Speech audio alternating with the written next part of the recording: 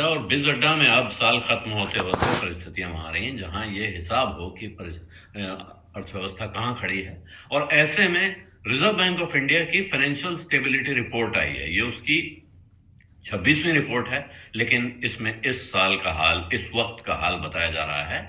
और reserve bank कह रहा है कि दुनिया भर में जो मंदी की आशंकाएं दिख रही हैं उसकी वजह से भारतीय अर्थव्यवस्था भी हेडविंड्स झेल रही है। हेडविंड्स आप समझते हैं, जब हवाई जहाज उड़ रहा होता है तो सामने की तरफ से हवा आ रही है, यानी कि आपकी रफ्तार को रोकने वाली हवा। आप पैदल चल रहे हो, आप साइकिल चला रहे हो, तब भी आपको महसूस होता है अगर सामने से हवा आ रही है तो वो आपकी रफ्तार को रोकेगी, अगर पीछे से हवा आ रही है तो वो आपको मदद करती है। तो हेडविंड्स इसे कहा जाता है, यानी खिलाफ हवा से गुजर रहे हैं आप। एक तरह से भारतीय अर्थव्यवस्था इस वक्त एक खिलाफ हवा से गुजरती हुई परिस्थिति से दो चार हो रही है। ये रिजर्व बैंक की फाइनेंशियल स्टेबिलिटी रिपोर्ट कहती है। हालांकि इसके साथ उसमें कई अच्छी बातें भी हैं। उस रिपोर्ट में सिर्फ इतना नहीं कहा गया है, उसमें यह भी कहा गया है कि तमाम जो झटके लगे हैं एक के बाद एक तरह तरह के दुनिया भर की अर्थव्यवस्थाओं को, उसकी वजह से जो वित्तीय बाजार हैं भारत के, उनमें काफ़ी कहेंगे टाइट कंडीशन, यानी परेशानी से गुजरे हैं। और साथ में उतार चढ़ाव बहुत तेज़ हुआ है फाइनेंशियल बाजारों में। लेकिन इसके साथ वो कह रहे हैं, जो उनकी कमेटी होती है, इनकी फाइनेंशियल स्टेबिलिटी की एक सब कमेटी होती है, उसका ये असेसमेंट होता है जो फाइनेंशियल स्टेबिलिटी रिपोर्ट में निकल के आता है। और वो कह रहे हैं इस वक्त भारत इतनी जो खराब परिस्थिति से गुजर रहा है, यानी जो स्ट्रॉन्ग हेडविंड झेल रहा है, दुनिया भर से आती हुई हवाएं उसकी रफ्तार रोक रही हैं, इसके बावजूद भारत की जो मैक्रो इकोनॉमिक स्थितियां हैं, यानी जो अर्थव्यवस्था के फंडामेंटल्स हैं वो मजबूत हैं। और फाइनेंशियल और नॉन फाइनेंशियल सेक्टर दोनों में दिख रहा है कि वो सेहतमंद हैं, हेल्दी हैं। और उनकी बैलेंस शीट जो हैं वो एक हमारी आर्थिक तंत्र को एक तरह की मजबूती प्रदान कर रहे हैं। और इसलिए खास चिंता की बात यह नहीं दिख रही है। साथ में बैंक से कर्ज की डिमांड बढ़ रही है और इन्वेस्टमेंट साइकिल में रिवाइवल, यानी कि कंपनियां अपने नए प्लांट और मशीनरी में पैसा लगाएं, इसके शुरुआती संकेत दिख रहे हैं। और इसकी वजह यह है कि बैंकों में एसेट क्वालिटी सुधरी है, एनपीए कम हुआ है। जो gross non performing asset ratio था शेड्यूल कमर्शियल बैंक्स का, वो 7 साल में सबसे नीचे पहुंच गया है, 5% पर है। और नेट जो है वो 10 साल में सबसे नीचे है। इसका मतलब यह है कि बैंकों के खराब कर्ज कम हुए हैं और इस वजह से काफी हालत अच्छी है। और ये बैंकों की ही नहीं, जो म्यूचुअल फंड्स डेट में इन्वेस्ट करते हैं उनके भी स्ट्रेस टेस्ट किए गए।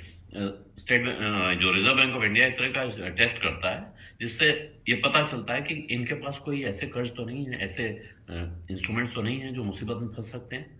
तो वो दिख रहा है कि उनके जो भी इंटरेस्ट रेट वगैरह की लिमिट होती है, उनमें क्रेडिट के रिस्क हैं, लिक्विडिटी के रिस्क हैं, इनमें कहीं भी खतरे का निशान पार नहीं कर रहे हैं ये।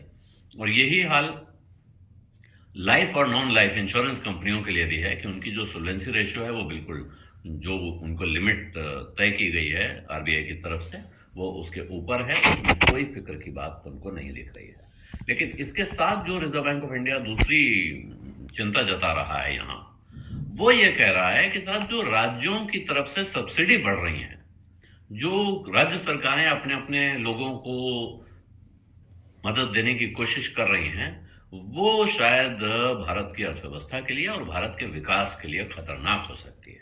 ये बात आपको ध्यान हो, केंद्र सरकार या भारत के प्रधानमंत्री रेवड़ियों का जिक्र करते रहे हैं, तो ये उधर ही उसी का जिक्र रिजर्व बैंक ऑफ इंडिया इस रिपोर्ट में कर रहा है।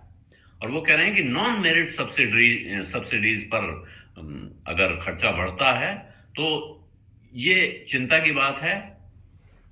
और इसी वजह से जो राज्यों का खर्च है वो बढ़ता है उसमें, और इसकी वजह से राज्यों को आगे अपने विकास के लिए, जो विकास योजनाओं में खर्चा करना है, उसके लिए जो पैसा उनके हाथ में रहता है वो कम हो जाता है। तो ये चिंता की बात है। जबकि वो कह रहे हैं कि साहब जो बेसिक एजुकेशन पे जो खर्चा होता है, खासतौर पे जो बच्चों की पढ़ाई पर, उसको तो मेरिट सब्सिडी माना जाता है।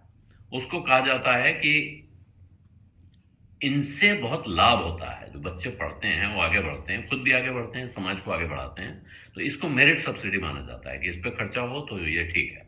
लेकिन बाकी ज़्यादातर सब्सिडीज़ जो सरकारें देती हैं, उनको नॉन मेरिट सब्सिडी कहा जाता है। यानी कि इनको देने से कोई ख़ास लाभ नहीं, लौट के कोई फ़ायदा इकोनॉमी को, सरकार को, समाज को नहीं मिल रहा होता है। और यहाँ चिंता जो जताई है रिजर्व बैंक ऑफ इंडिया ने, वो उसने कहा है कि साहब 2020 में ये ध्यान देना चाहिए कि उस वक्त सब्सिडीज का खर्चा राज्य सरकारों का कम हुआ था।